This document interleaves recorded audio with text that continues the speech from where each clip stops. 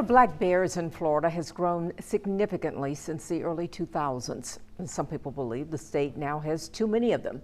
It is illegal to hunt black bears without permission from the Florida Fish and Wildlife Conservation Commission. But the FWC is considering bringing back another statewide bear hunt. WEAR's Karis Harmon joins us in the studio now. And Karis, at a meeting last year, the public weighed in on the pros and cons of the idea of a black bear hunt. Yeah, they did, Bob and Sue. If the FWC signs off on the hunt, it would be the first one in nearly 10 years. The last time there was a statewide bear hunt was in 2015. It was supposed to last for a week, but the FWC shut it down after just 2 days. The FWC says it closely monitored the hunt, and when the statewide objective of 320 bears was reached, the hunt was stopped. I would like to see a proposal from staff for a bear hunt. A hunt is being considered again because the statewide population of the black bear has continued to grow since the early 2000s.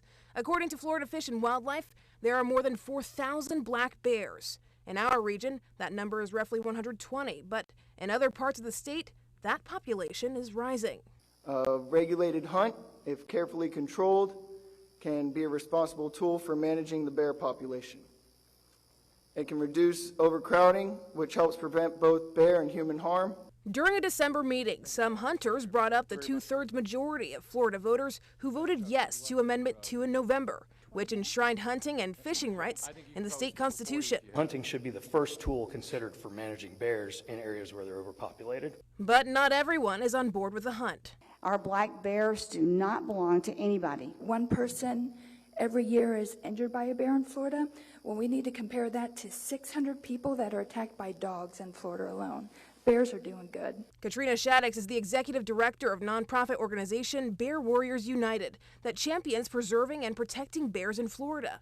She claims black bears in Florida are not overpopulated. It's a false problem. We have over 23 million people in Florida and only 4,000 bears. So it's clear to see with just those numbers alone where the overpopulation problem is. According to the FWC, more than 300 bears are killed by vehicles every year. And that's only the bears that we know about. To have nearly 10% of the Florida bear population killed off every single year by just cars alone is an indicator that we do not need a hunt to manage the population.